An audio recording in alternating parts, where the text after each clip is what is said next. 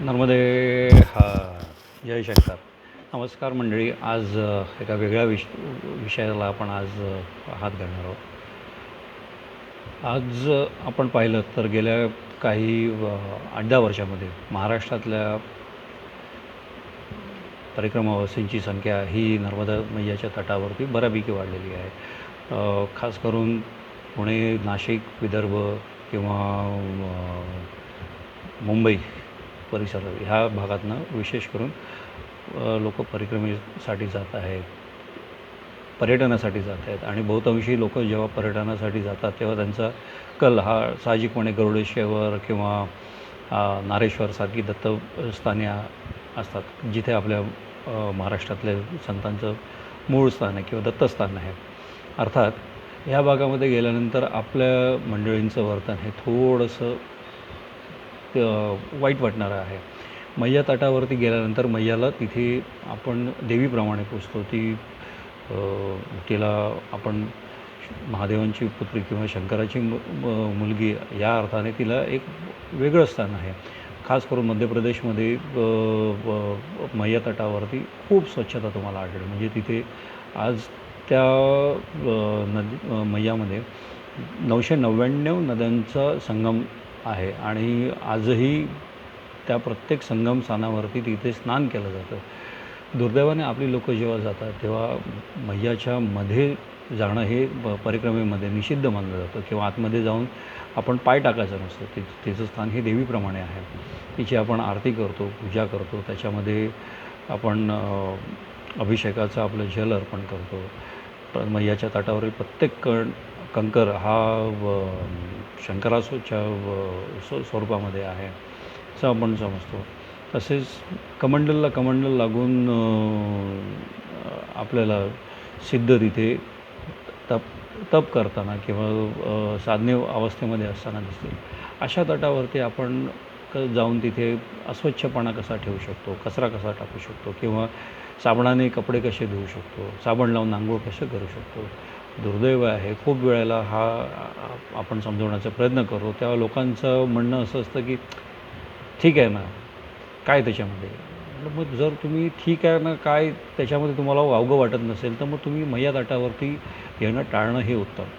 कारण असं की आज जिला आपण गंगेचं स्वरूप जिचं गंगावतरण महाराष्ट्रामध्ये झालं आहे, नाशिकच्या त्र्यंबकला ब्रह्मगिरीवरती.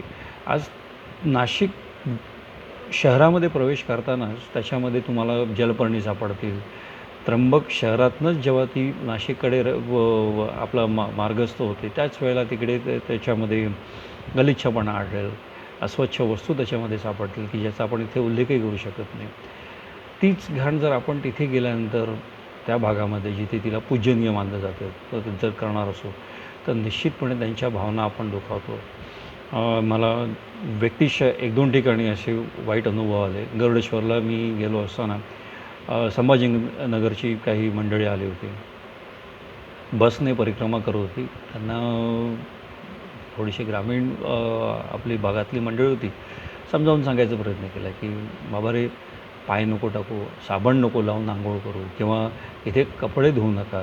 पण स्त्रिया तिथे समजून घ्यायला तयार नव्हतात. ते आपले एवढ्या प्रवासाची मळलेली जी काही धुणी आहे ती त्याच्यातच धुवायला लागली. जे पुरुष मंडळी आहेत ती बाजूला तिकडेच आपले दगडावरती कपडे घासायला लागले. वाईट वाटतं.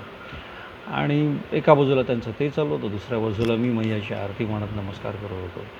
दुर्दैव आहे, हा भाग वारंवार सांगून लोकांना समजत नाही. आपण जी घाण आपल्या राज्यात करतो तीच घाण परराज्यात गेल्यानंतर आपण करतो.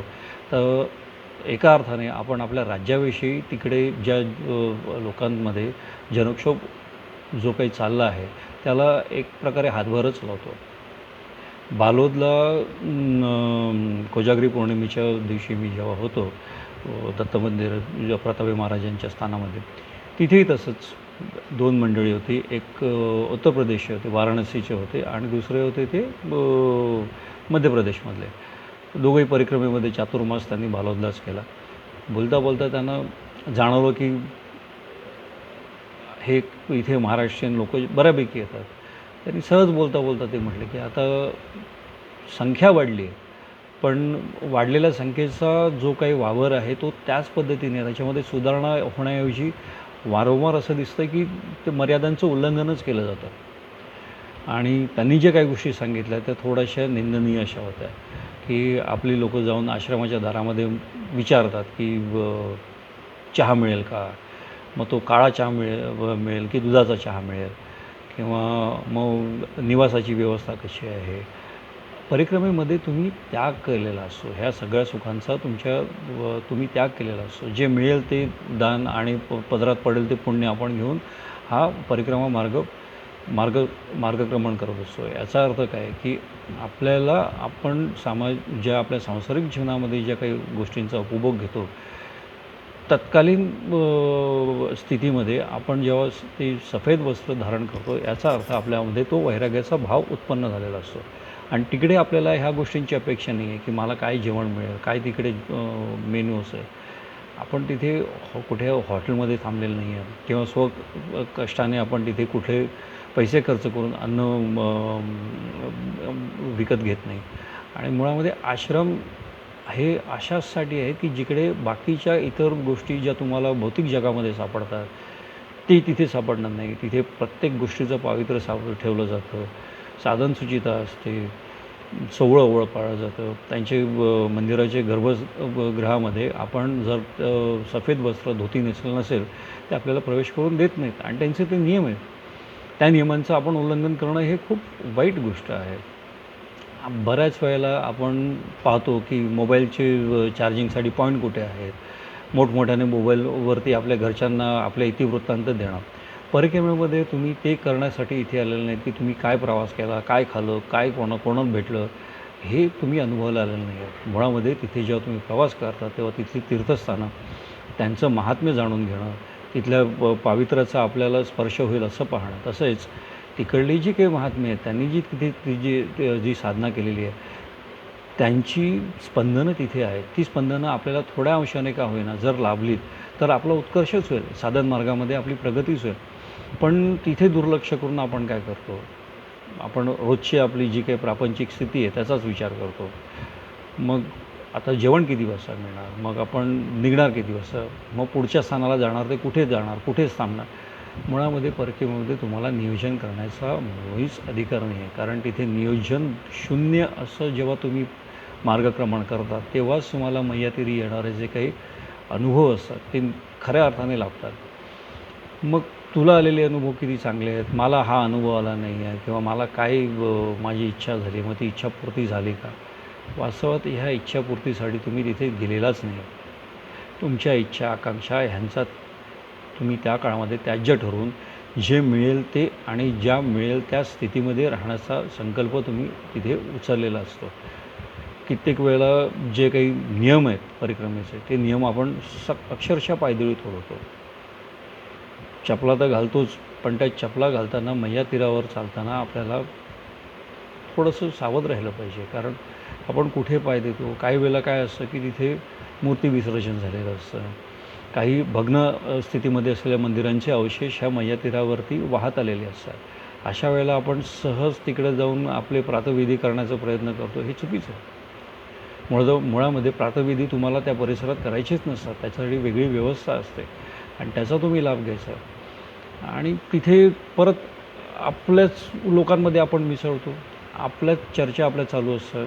एक निरंजन दो सुखी, तीन में खटपट चार दुखी, हा जो प्रकार तिथे मैया तीरावरती म्हटला जातो याचा अर्थ काय, नित्य निरंजन स्थितीमध्ये जेव्हा तुम्ही फिराल त्यावेळेला जे तुम्हाला अनुभव होते ते इतर लोकांच्यासोबत तुमच्या गप्पा मारताना चर्चा करताना जे तुम्ही ते करत बसलात तुम्हाला अनुभव येणार नाहीत. परिक्रमेमध्ये असताना तुम्ही सातत्याने नामस्मरण करणं, मैयाला स्मरून तुम्ही तिला समर्पित होणं हा भाग महत्त्वाचा मानला जातो. दुर्दैवाने नामस्मरण तर सोडाच, आपण मग इथे काय फिरणार, आपण किती वाजता पोचणार ह्याचं नियोजन केलं जातं. मग जेवण किती वाजता आपल्याला कुठल्या आश्रमात घ्यायचं आहे ह्याचा विचार केला जातो. मी माझा थोडासा वैयक्तिक अनुभव तुम्हाला सांगतो, आश्चर्य तुम्हाला वाटेल, पण इथे चमत्कार मांडण्याची मुळात मला कुठलीही इच्छा नाही आहे.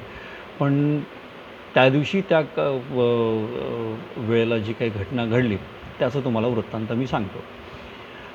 मी मुळामध्ये आलो होतो गरुडेश्वरला आणि वरवरनं गुप्त गोदावरी या स्थानाला मला भेट द्यायची होती. मागच्या 2 प्रवासादरम्यान तो काही मला तो लाभ होत नव्हता. यावेळेला मात्र समोरून एक रिक्षावाला तिथे होते, त्यांना मी विचारलं असता त्यांनी म्हटलं की मी त्याच भागामध्ये चाललो आहे, तुम्हाला मी तिथे पोहोचण्याची व्यवस्था करतो. पूर्ण रिक्षा भरली. त्यांनी माझ्याकडे अवजड बॅग असताना देखील मला त्यांनी बसवलं. विशेष करून मला थोडंसं अंतर पुढे जाऊन त्यांनी त्यांच्या मार्गाच्या मला सोडलं. परत मला मार्गक्रमण कसं करायचं ह्याचंही नियोजन सांगितलं. मध्याह्न काळामध्ये माझा प्रवास चालू झाला होता. साधारण 12-12:30चा काळ असेल. 12-12:30च्या वेळेमध्ये आश्रममध्ये तुम्ही शिरणं थोडंसं त्यांच्याकरता उघडल्यासारखं असतं, त्यामुळे आपण थोडंसं सावध राहायचं. गुप्त गोदावरीला गेल्यानंतर माझ्यासाठी एक वेगळं अनुभव होता. तिथे ज्या पद्धतीने जसं आपल्याकडे त्र्यंबकला गंगावतरण झालेलं आहे, तसाच तो एक दुर्लक्षित पहाड आहे की जिकडे आपल्याला समजत नाही त्या पहाडातनं पाणी कुठनं येतं.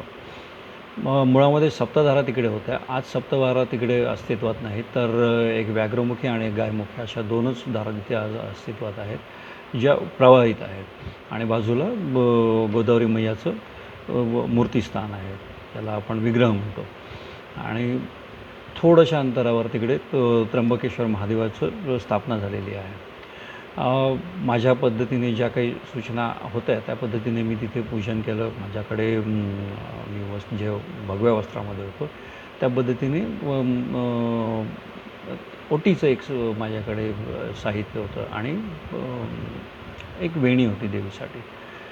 तिथे गुप्त गोदावरी स्थानाचं एक वेगळं महात्म्य आहे की जो एक राजा त्या काळामध्ये होता की त्याच्या अंगावरती, ज्याला आपण आता कोड येणं हा जुन्या भाषेमध्ये म्हटलं जातं, त्या पद्धतीचा आजार झाला होता आणि त्याला असह्य आजार झाला होता. आणि त्याच्याकरता त्यांनी त्याला साधू महात्म्यांनी सांगितलं होतं की तुम्ही त्र्यंबकला जा, त्र्यंबकला गोदावरी तीरी तुम्ही गेल्यानंतर तिथे स्नान केलं तर तुमचा हा आजार हळूहळू कमी होईल. त्या स्थितीमध्ये त्यांना प्रवास करणं थोडंसं दुष्कर म्हणजे थोडंसं कठीण होतं. राजाची राणी त्यावेळेला थोडी ती पुढे गेली, पुढे इन द सेन्स त्या त्र्यंबकला पोचल्या. त्र्यंबकला त्यांनी त्यांच्याकरता पूजा केली आणि त्याच काळामध्ये त्यांना राजाला तो दृष्टांत झाला की मी तुझ्यासाठी इथे येत आहे, तुला पुढे देण्याची गरज नाही आहे.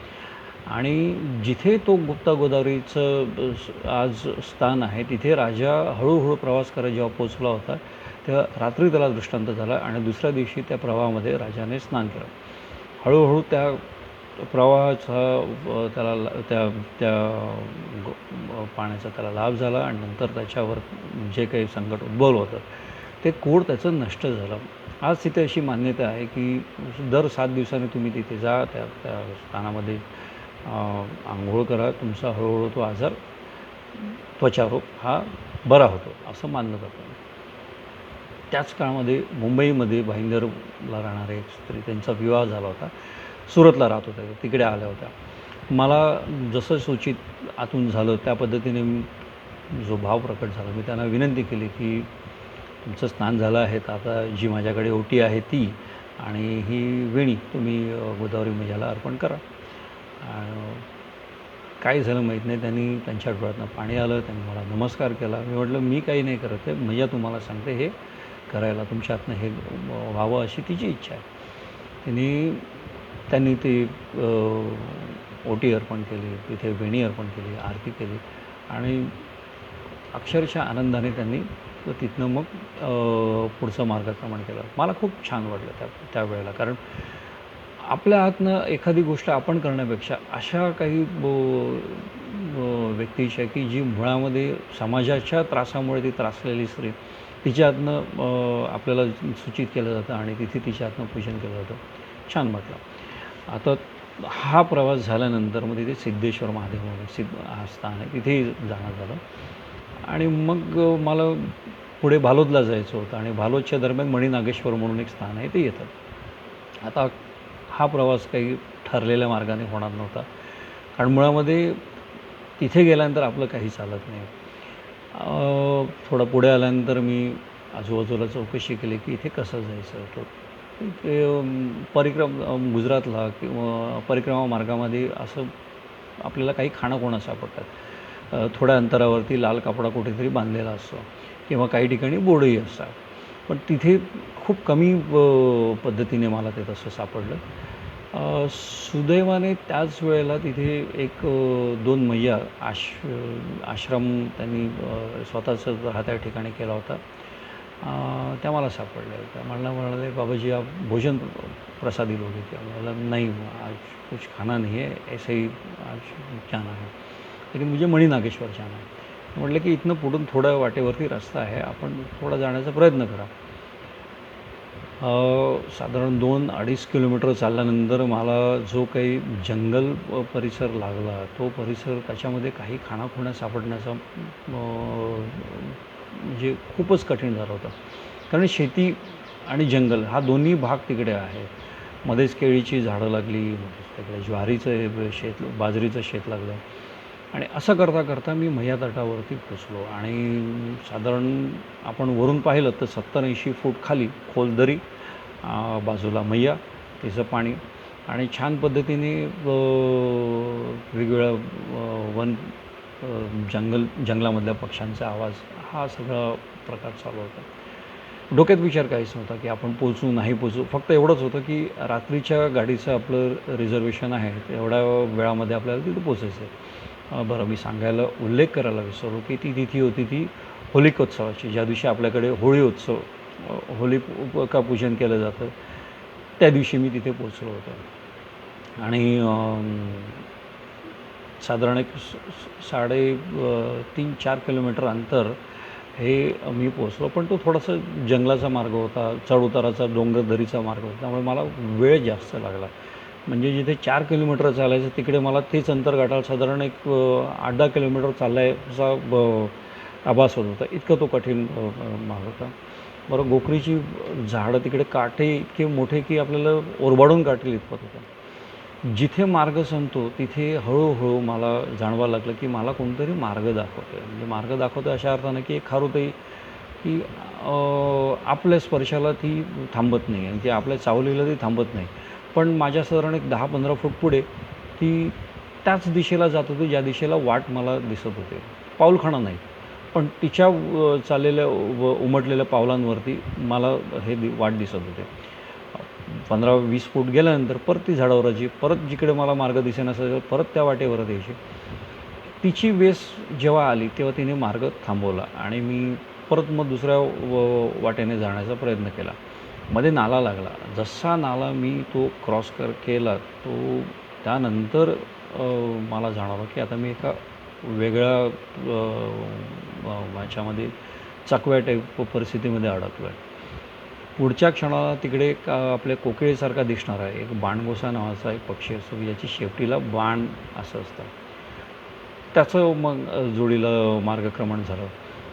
साधारण 20-30 फूट तो समोर फिरायचा, त्या वाटेनं मी पुढे जायचो. असं करत करत साधारण मला एक अर्धा तास त्याचा मला लाभ मिळाला आणि नंतर मग आवाज यायला लागले आणि तो खळखळ आवाज असा होता की मैयाचा आवाज नव्हता, तर वाहणाऱ्या एका झऱ्याचं पाण्याचा आवाज होता. आणि जसा झरा क्रॉस केला तसं मला शाश्वत मारुती धाम म्हणून एक स्थान आहे, खूप मोठं स्थान आहे. बंद होतं ते, पण त्या स्थानाच्या जवळून मी गेलो आणि 1-1.5 किलोमीटरनंतर मणिनागेश्वर हे स्थान मला सापडलं. माफ करा, माझ्याकडनं अनावधानाने एका मोठ्या घटनेचा उल्लेख राहून गेला. ते म्हणजे वडवाना गाव जेव्हा लागायचं होतं त्याच्या आधी शक्रेश्वर महादेव ह्या स्थानावरती अपघाताने मी पोचलो. अपघाताने अशा अर्थाने, कारण जिथे मी रस्ता विसरलो त्याच्याच उजव्या हाताला हा बोर्ड होता शक्रेश्वर महादेवचा. तर शक्रेश्वर महादेव हे स्थान हे खूप गूढ स्थान आहे, जिथे त्या स्थानावरती जे महाराज आहेत त्यांचं असं विशिष्ट आहे की ते गेलेल्या तिथे संन्यस्त महात्म्यांना एका विशिष्ट काढ्याचं सेवन करायला देतात. आपल्या महाराष्ट्रातली बरीचशी लोकांना त्याचा लाभ झालेला आहे. मी साधारण 4-4:30च्या सुमारास इथे पोचलो आता आपल्या दारात जर एखादा आगंतुक 4-4:30 वाजता जर पोहोचला तर आपण काय करतो? आपण फार फार तर पाणी देऊ का इतकंच विचारतो. मंदिरामध्ये मी प्रवेश केला. चुकून माझं डोकं एका दोरीला लागलं आणि माझं डोकं दोरीला लागल्याबरोबर बेल वाजली. घंटानाद झाल्यानंतर ते महात्मा पुढे आले. ते आल्यानंतर मला म्हणाले, "नर्मदेहर बाबाजी." मी त्यांना नमस्कार केला. नर्मदेहर म्हणालो आणि म्हणालो, "महाराज जी मैं नमस्कार कर लेता हूँ और प्रसाद लेके फिर आगे बढ़ता हूँ." ते काही बोलले नाहीत. माझा नमस्कार झाला आणि त्यानंतर 2 मिनिटामध्ये ते वाट तिथेच बघत बसले होते. पिवळं वस्त्र त्यांनी धारण केलं होतं. मला म्हणाले, बाबाजी आप इधर आ जाओ." मला त्यांनी थंड पाणी प्यायला दिलं आणि म्हणले की आपने भोजन प्रसादी ली? नहीं, आज ऐसे ही जाना है, कुछ खाना नहीं है। आप ऐसे कैसे जा सकते हो? मैया बोल रही है आप भूखे हो और आपको भोजन प्रसादी तो लेनी पड़ेगी। बाबा जी 4:30 बजे आपका विश्राम का समय है, मैं कैसे यहाँ पे रुक सकता हूँ? और मैं तो कुछ परिक्रमा में भी नहीं हूँ, ऐसे ही भ्रमण में निकला हूँ और सुबह से वही सोचा है, कुछ खाना नहीं है, बस पानी पिएंगे निकलेंगे। मैया की आज्ञा है, आपको यहाँ पे रुकना पडेगा. 4:30 वाजता जिथे आपण फक्त पाणी विचारू शकतो अशा स्थितीमध्ये त्यांनी मला बसवलं. छानपैकी ग्लासभर ताक दिलं आणि आपलं नॉर्मल एका व्यक्तीला जितकं आपण पोटभर ज्याला म्हणतो, 1.5 पट त्यांनी मला खिचडी प्रसाद दिला. त्याच्यावरती हे 2 चमचे साजूक तूप ओतलं, 2 ताकाच्या पुन्हा पिशव्या आणल्या, थोडंसं ओतलं. किमान साधारण 1 वाटीभर इतकं लोणचं त्यांनी मला त्या माझ्या प्लेटमध्ये ठेवलं. म्हणले, "ये पा लीजिए और है आपके लिए."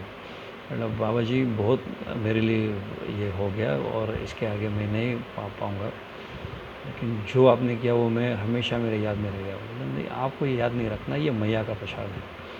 त्यांना नमस्कार केला. नमस्कार केल्यानंतर त्यानं म्हटलं, "बाबाजी मेरी इच्छा है आपकी एक अच्छी सी तस्वीर मैं अपने मोबाइल में लेना चाहता हूँ, क्या आपकी आज्ञा है?" बिल्कुल लीजिए, पूरी तरीके से लीजिए और हसी खुशी लीजिए. जे तिकडे खूप कठीण होतं. कोणी आपले फोटो घेऊन देत नाहीत महात्मे. त्यांना ते थोडंसं अवघडल्यासारखं होतं. आणि छान पद्धतीने मला भोजन झाल्यानंतर मी त्यांचा निरोप घेतला.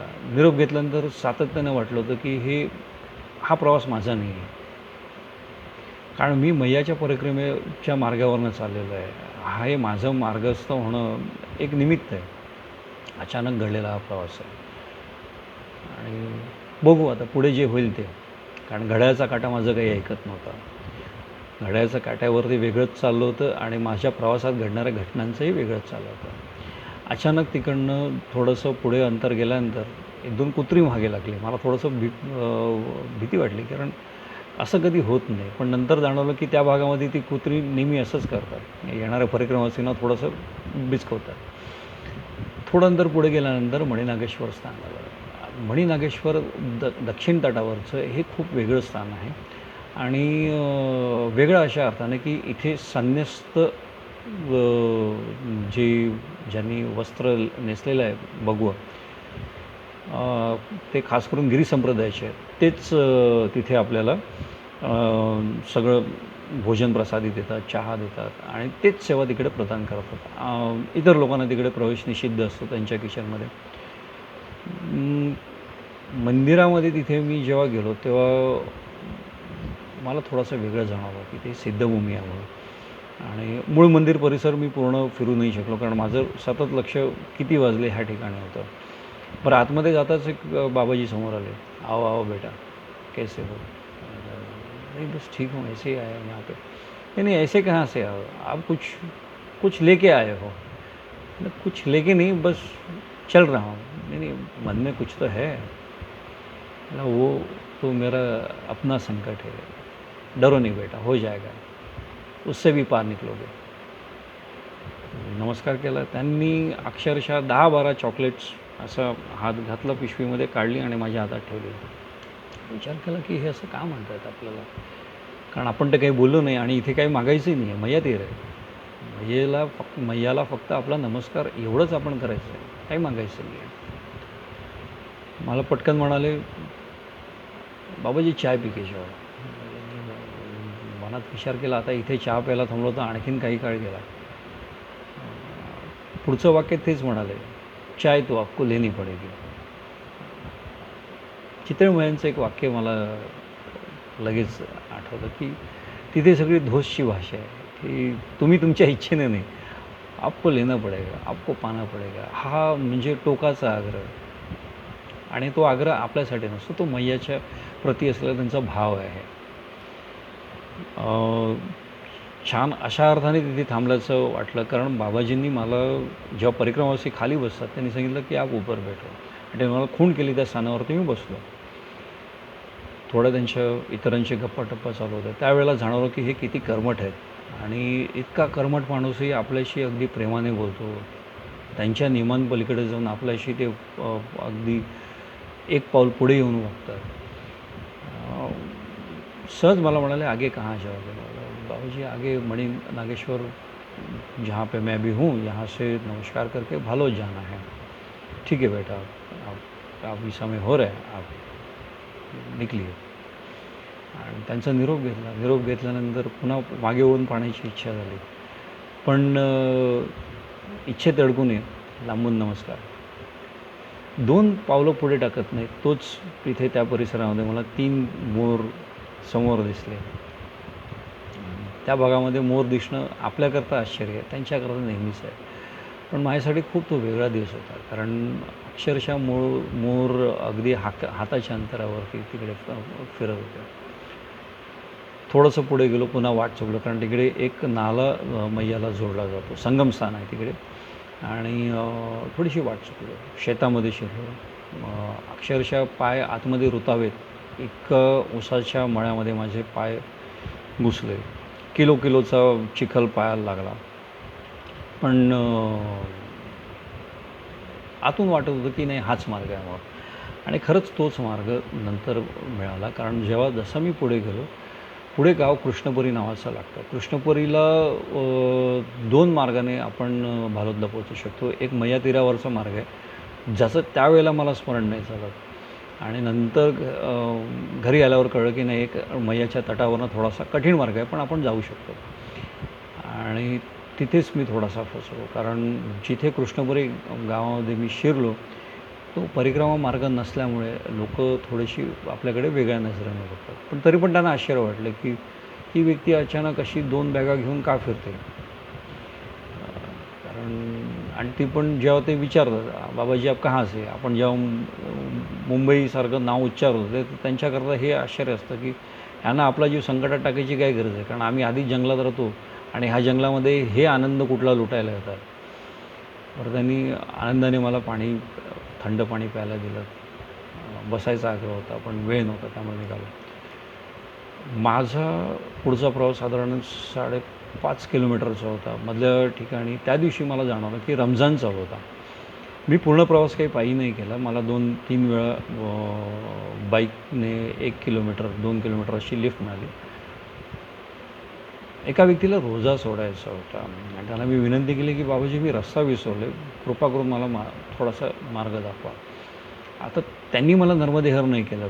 मला जाणवलं की ह्यांनी ती टोपी घातली आहे की ज्याच्यामध्ये त्यांचा रोजा चालू आहे, हे खूण आहे त्याची.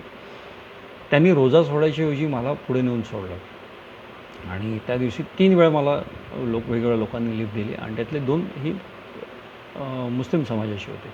त्यांचा भाव स्वच्छ आहे, पण आपण का माहीत नाही त्यांच्याविषयी थोडीशी अडी बाळगतो. मग या तटावर तुम्हाला हा निश्चितपणे जाणवेल की प्रत्येक दिसणारा व्यक्ती हा त्या भावानेच भारित असतो. मजल दर मजल करत मी भालोदला पोचलो. नेहमीप्रमाणे 50 मीटरच्या अंतरावरती प्रतापी महाराज मंदिर स्थानाच्या समोरच या या या या करत उभे होते.